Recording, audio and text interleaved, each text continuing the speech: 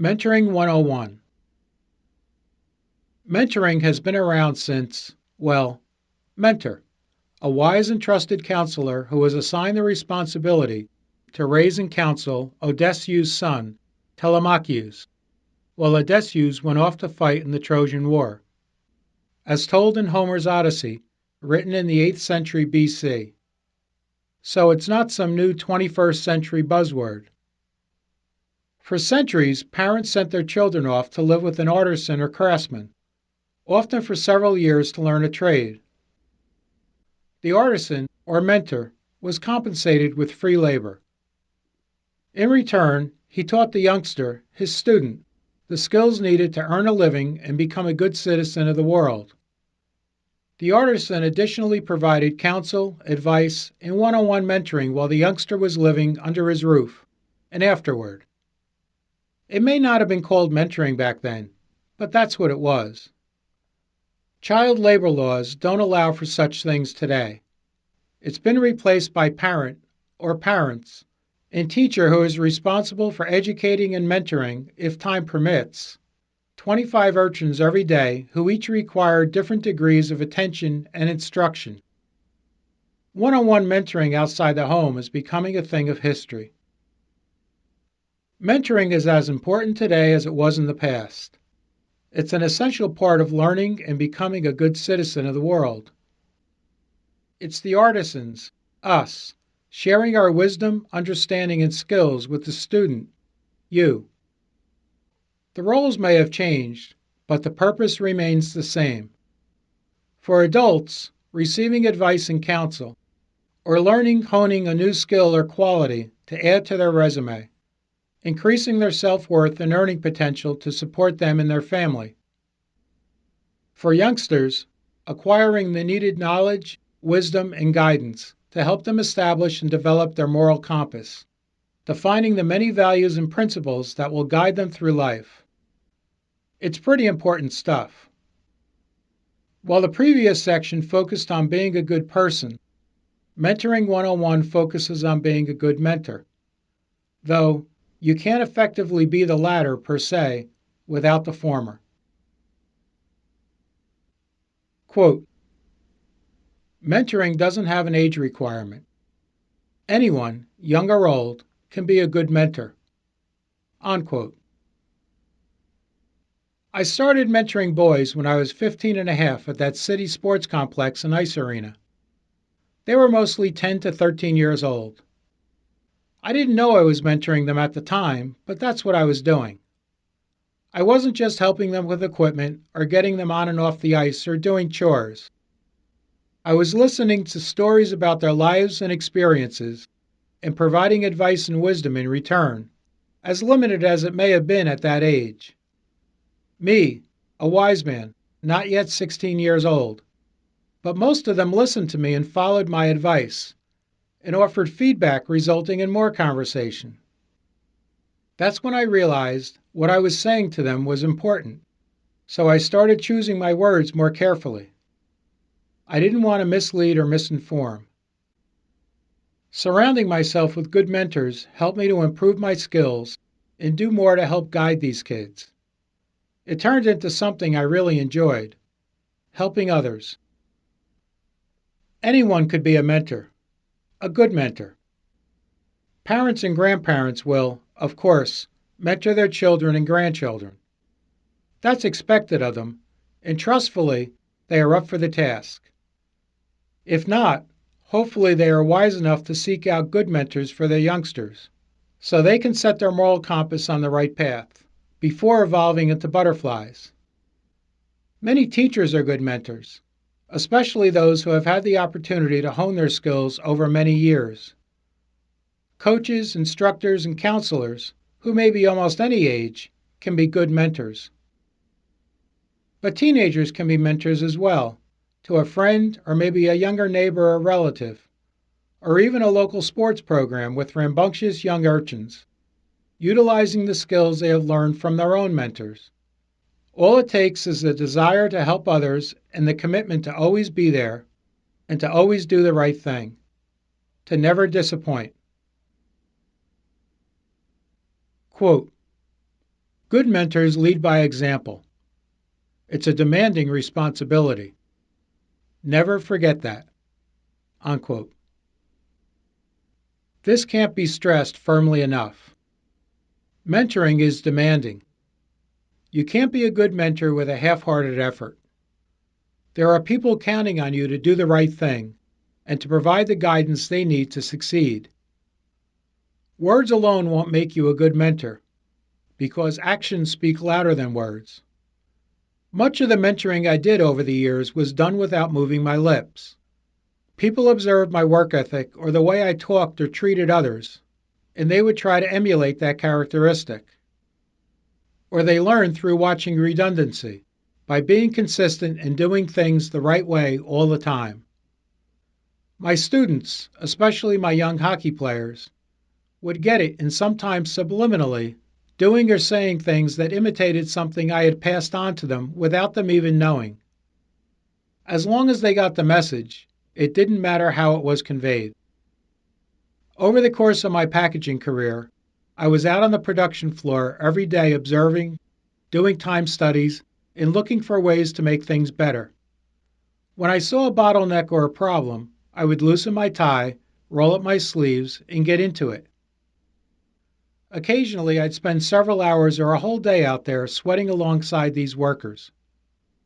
Line supervisors and other managers would see what I was doing and join in, leading by example, and inspiring everyone on the packaging line to do the right thing.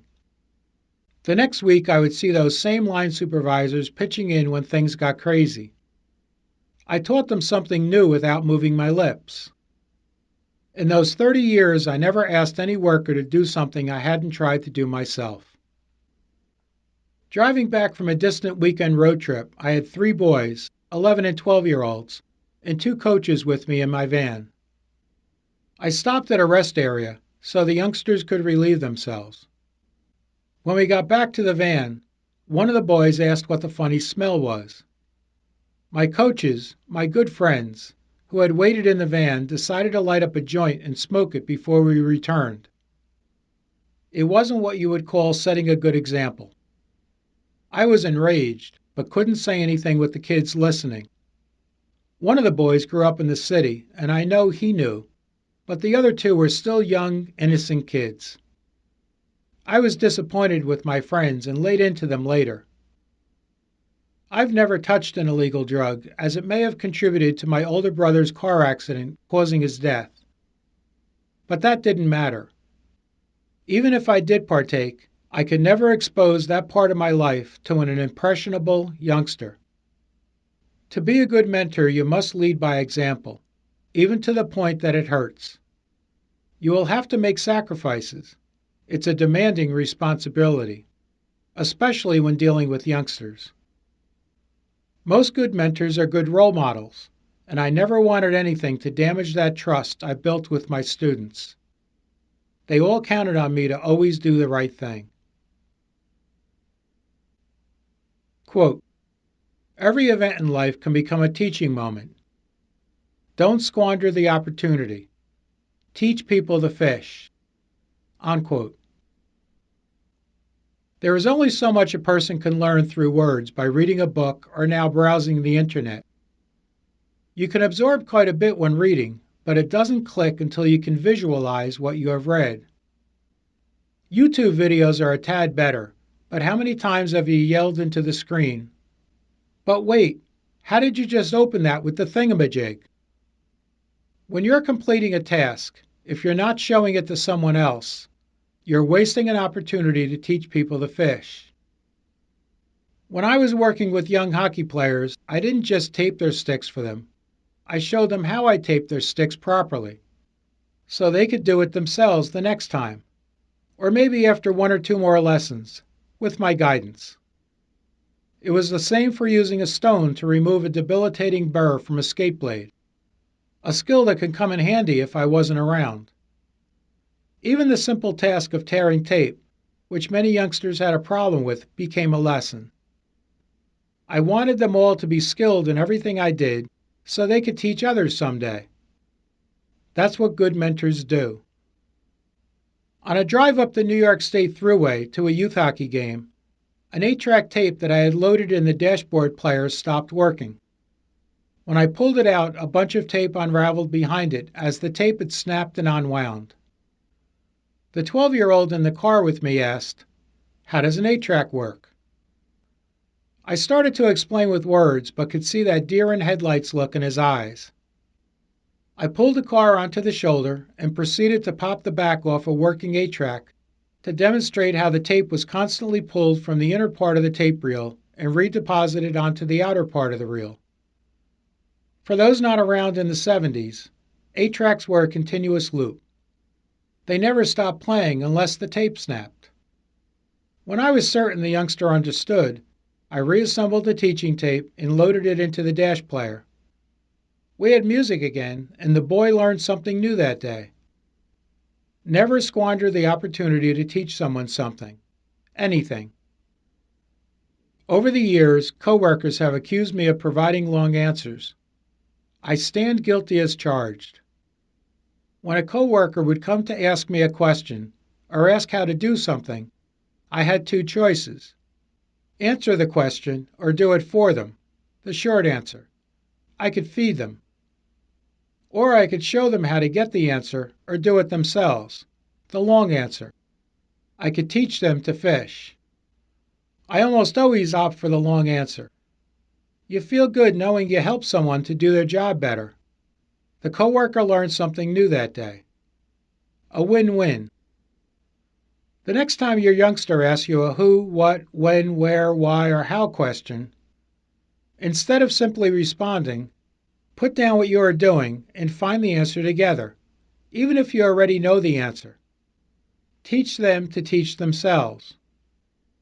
Be sure to make it fun, though. Otherwise, you may not get asked many questions. Quote, "How do you think you did today? Is there anything you believe you could have done better? Did you make any mistakes?" Note, it's almost always yes, unless you're perfect. What are you going to do to ensure you don't make the same mistakes again? Unquote. This is one of those rules I have been practicing since I was a young teenager. It wasn't nearly as formal as stated above, but each time I performed a task, such as cutting the grass in the backyard, dubbing a record onto a blank 8-track, or anything, I would ask myself the 4 questions. In my 20 years as a youth hockey volunteer, I drove a lot of kids to and from games. As an athletic trainer for more than a dozen of those years, I spent a lot of time in the locker room before and after games. In either instance, I would never pass up an opportunity to ask, "How do you think you did today?" A boy would start to talk about his gameplay, but then inevitably drift into critiquing others on the team.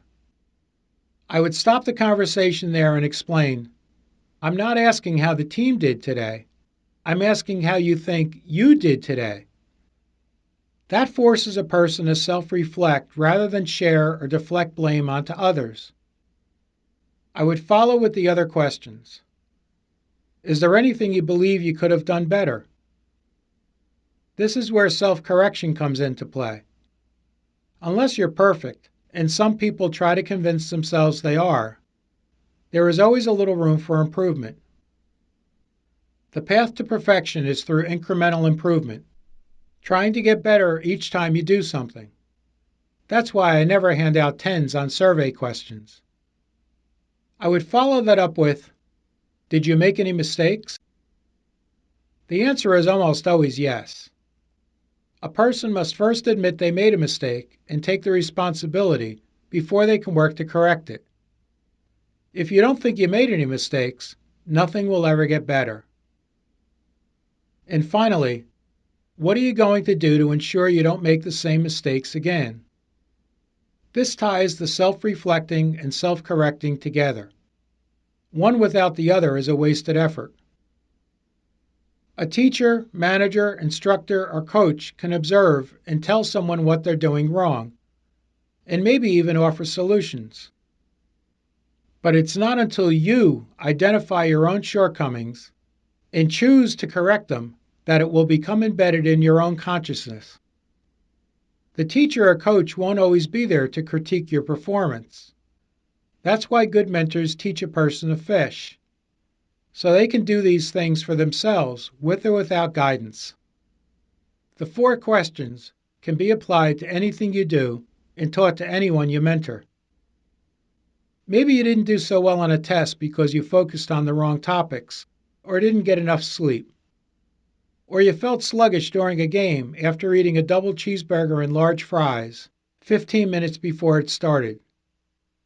There is usually a reason for everything. One simply needs to pause, spend time reflecting, and identifying solutions to make it better the next time. Note that you really can't do this while trying to multitask. That doesn't work. You need a clear mind to think things through. This is one of my most fundamental golden rules. It's the basis upon which many others have been developed. Quote, "Helping someone accomplish their goal can be a rewarding experience. Do it well and do it often." Unquote. While working at being a good mentor can be a trying and demanding experience, helping your student achieve something important to them will make it all worth it, at least for that day. It didn't matter if I was mentoring a coworker or a youngster. If I could assist them in accomplishing their mission, I was all in. A report for a manager or a report for school didn't matter. It gave me an opportunity to teach new skills and help my student achieve success, boost their self-esteem, make it easier to mentor and teach them more new things. A young hockey player asked if I could help him with a school project, a poster for science class. He had already been to my hockey newspaper office a couple times, where I made the copy boards for the paper filled with headlines, typed articles, ads, and photos. So he knew I had the tools and know-how to get it done. We spent a good part of a Saturday and Sunday working on it together and researching data with some books from the library. Remember, it was the 70s. I had to teach the boy how to type that weekend on a typewriter, which was a painful experience using a lot of correction tape, but we persevered. When it was finished, it looked darn good and earned the youngster an A. I made sure to tell him I was proud of what he had done. He couldn't have accomplished it without my help, and he appreciated that, making my mentoring job that much easier and effective. Coworkers often presented me with problems while creating or formatting Word or Excel files, PowerPoint presentations, or other technical challenges. As I am one of only a few people in the world who actually reads the manuals, I generally had the solution tucked in the back of my head. I'd stay with the associate until they finished their project to make sure it looked and worked as expected. Once completed, you could see the sense of satisfaction and relief on their face.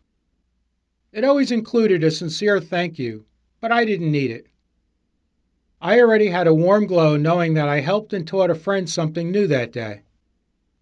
Helping a friend, neighbor, or youngster with a project for which you may possess the necessary skills or experience can be turned into a teaching moment. Rather than doing it for them, show them how to do it, then patiently provide the guidance. They will learn something new and take pride in their accomplishment, even if it may not be up to your usual standard. That's what mentors do. Quote, "Good mentors learn to listen. It's a two-way street." Unquote. While good mentors are teachers and advisors, they also need to be good listeners. In my youth hockey days, I developed the ability to listen to 3 or 4 conversations at the same time while talking to others or doing something else. I wasn't to the point where I had a comprehensive understanding of each conversation, but it was enough that I could pick up key phrases, moving the internal antenna in my head in that direction. I often did this in the locker room or on the bench, sometimes simply to assist a boy who might have been too timid to ask or didn't want to interrupt me. Occasionally, though, I would pick up something with my radar that may not have been intended to be overheard. I would take a boy off to the side after a game or practice and tell him what I had heard him talking about. Maybe it was something he wouldn't or couldn't share with his parents. And if so, I'd follow up with the appropriate action to keep him out of harm's way. A 12-year-old who stayed with me on one of those youth hockey road trips was unhappy that his dad had remarried, which resulted in a new stepmother. The boy was angry and maybe even a bit resentful. We talked through dinner and past bedtime. It was personal and important for him to share his feelings with someone who would take the time to listen. By the end of the long weekend, I had provided sound advice to help him work through it. Working at a hockey school in the 70s, I caught up with a troublemaker who had been creating havoc in the dorm that night. Pinning him down on the floor, I did a bunch of Hollywood punches and slaps, never making contact to his giggles and the laughter of all the boys surrounding us. A 13-year-old came in from outside and thought I was beating the hell out of his friend. He screamed at me to stop. When everyone told this boy it was only make-believe, he bolted and disappeared into the night. I finally caught up with him in the dark 20 minutes later. We sat and talked it out behind the arena for an hour. I let him unload his emotions and tell me about his life. It was good for him to have someone who was there to just listen. Often while visiting one of our packaging facilities, I would sit with the manager and we would talk for hours after everyone else had gone home. I was always interested in hearing what he had to say to analyze his perspective. It helped me with our continuous improvement objectives, but it also allowed me to evaluate the depth of understanding the manager had about our company's vision, which sometimes resulted in follow-up training and mentoring. You can learn things, important things, about a person by shutting your mouth and listening to what they have to say, regardless of their age. You can't do this through social media, though. This requires face-to-face contact. You must see, hear, and feel their emotion as they speak. That's the only way to grasp a full understanding of the subject and possibly offer guidance and counsel. That's what good mentors do. Quote, "Say what you do and do what you say. Actions speak louder than words." Unquote. Good mentors always keep their word, their promise. If you say you're going to do something, then you better make sure you follow through. Words can have little value without actions to back them up. People may be depending on you. Of course, this can go both ways. We finished playing a youth hockey game early on a Sunday morning, and I was taking 3 13-year-old boys to breakfast. I then planned to take them to my newspaper office to kill a few hours before another game that afternoon. This team of Bantam players was scheduled to go on an 8-day trip to Sweden and Finland in the spring, and I had gotten a reporter friend to put a press release in the Sunday paper. I found a parking space right in front of a small store that sold newspapers. It was January and freezing, so I gave the boy in the front seat $1 and told him to run inside to get a Sunday paper, while the rest of us stayed warm in the heated car. He came back a couple minutes later saying he needed another 35 cents. I thought to myself, had newspapers gotten that expensive? Remember, it was 1978. Before giving him 2 more quarters while the door was open and we were losing all that nice heat, I looked him straight in the eyes and said, "You better not be buying any candy. We are going to breakfast. If you do buy candy, I promise I will shove it right up your butt." I couldn't have made that last point any clearer. He came back a minute later with the newspaper and a grin on his face. He handed me the paper and change, and I noticed he was chewing something. I asked, "Did you buy any candy in there?" He pulled a partially eaten O. Henry bar out of his jacket pocket and took another bite, still grinning. I pulled the part-eaten candy bar out of his hand, leaned him forward, and stuffed the candy under his pants into the crack of his butt. He was a bit surprised, but not upset that I followed through with my warning. The boys in the back seat had a good laugh and later related the story in the locker room before our game.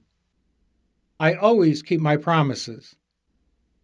Backing your words up with actions sends a clear message that you can be counted on to always follow through and always do the right thing.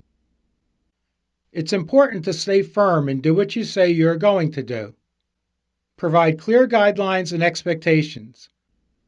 Spell out the rewards or consequences clearly and take the appropriate action afterward. Your students will respect you for it. Quote, "We all have a gentler side. Mentors need to find it, even if a little rough around the edges." Unquote. I have not always been the easiest person to talk to. Of course, my conversation will adapt to the age of the person I'm speaking with, by having a lot more understanding with a youngster. I can occasionally be a bit out of tune with an adult who's expected to know better. When you put your mentor cap on, though, everything should slow down. Those you are mentoring need to feel comfortable talking with you, asking you questions and sharing their thoughts. Only then can they open their minds and allow you to fill it with new data without worrying about your occasional angry bark. Keep the experience positive, and your student will be eager to learn more by respecting you and the counsel you provide. While training or mentoring coworkers or subordinates, I would remind myself to have patience despite their sometimes silly or redundant questions. When possible, I demonstrated how to do something rather than using only words, which can often be misconstrued. I didn't move on to the next subject until I was certain they had fully absorbed the last, while throwing in some levity or humorous sarcasm to quell any tension that may have been present. It helped them relax and allowed questions to be offered up that they may have been uneasy asking in a more rigid environment. When I was working with young hockey players, I knew I could make them laugh or cry in an instant, and always needed to be conscious of that. I chose my words carefully when conveying disappointment for doing something dumb or dangerous, and didn't make them feel as though they let me down. It takes some practice, but we all have a gentler side. Find it. A good mentor also needs to be a counselor and advisor. During my youth hockey years, I interacted with several boys who had previously or recently lost a parent or other significant person in their life. That's never easy. Providing a shoulder for them to shed some tears is part of the mentor's job, or simply sitting beside them rendering counsel while they reflected on their heartache and loss. A mentor is much more than a teacher. I'm pretty certain we can all find our gentler side under those circumstances. Quote, "It's not hard to respect someone who orders you around when they always tell you to do the right thing." Unquote. It's just not possible to always ask people to do something by being polite and sensitive. Sometimes you have to tell them. Several of the mentors in my life never asked me to do anything. They told me to do everything, but always told me to do the right thing. My grade school physical education teacher was a tough guy. He was a former Marine drill sergeant and knew how to order people around, even us fifth graders. But he did it in such a way that you wanted to please him. You wanted to do what he told you to do. Everyone respected him, not out of fear, but out of the way he helped each student try new things and learn them. I remember the first time he told me to run up to a pommel horse and leap over. I was somewhat reluctant, being a little husky, and thought I would fall flat on my face, embarrassing myself in front of everyone. But he was there to spot me, give me a little assist, build my confidence, and help me complete my mission. I was elated. I did it myself without help the next time. Back in the 70s, one of the boys I mentored presented me with a gift at Christmas. a small Snoopy trophy with the words World's Greatest Boss inscribed at the bottom, mostly because I did a lot of ordering this somewhat rambunctious 11-year-old around. He respected me and the things I did for him and told him to do, because they were always the right thing to do. I use that world's greatest boss expression with many of the youngsters I mentored over the years. They all respected and appreciated the things I did and taught them. Later, while working in the packaging industry, a plant manager, a mentor of mine, may have deserved that trophy more than me. He always barked out orders on the plant floor. We were all big boys and girls, while still being respectful. As he was a seasoned veteran, his commands always made sense and worked out, despite some having doubts. Everyone respected and admired him for his unshakable resolve. Don't fret about being firm with your students. They will respect you provided you always tell them to do the right thing. If you don't, though, you can lose all that trust and respect in a heartbeat. Quote, mentoring will improve your life, ironic as it may seem. Unquote. A mentor's job is to guide, advise, counsel, and teach their students. You would generally assume that only the student benefits from the efforts of the mentor. That's not true. Teachers, counselors, and professional coaches and instructors are generally paid for what they do, but none of them are paid to be good mentors. That's something they choose to do. As with some underperforming parents, more than a few in these fields just go through the motions, collecting their check at the end of the week. Yet, others take a special interest in their work and in their students. They commit to that extra time and effort because they know it's the right thing to do. They take their responsibility very seriously, working sometimes tirelessly to mold their students and provide them with the tools they will need to succeed in life. It gives these mentors a sense of pride and accomplishment knowing they help their students to become good citizens of the world. It's something money can't buy. Parents are filled with joy seeing their little crawlers turn into walkers or hearing them speak their first word. It's no different when a teenager makes the decision to not drive with someone who is under the influence or chooses to not partake in some dangerous illegal stunt with friends. It gives a parent a sense of pride, satisfaction, and joy, knowing that they raised and mentored their child well. They trust that he or she are going to make it in this complicated world because they know what doing the right thing means. No one asked me to be a youth hockey coach, athletic trainer, and volunteer for 20 years. No one paid me to do it. I chose to do it because I enjoyed doing it and knew I was helping youngsters along their path to becoming good, respectful adults. The time I spent with those kids, as tiring and difficult as it was some days, were the best years of my life. It gave me satisfaction seeing each of them mature and prepared to take on life's challenges. Mentoring coworkers later in life was meaningful and important as well, and gave me a feeling of pride when they were commended for a job well done, knowing I had something to do with it. For sure, don't be duped into thinking that mentoring is a fun job. It's hard and demanding work that requires a serious commitment, a nearly flawless reputation, patience, and understanding. The good news, though, is that the personal rewards far outweigh the effort.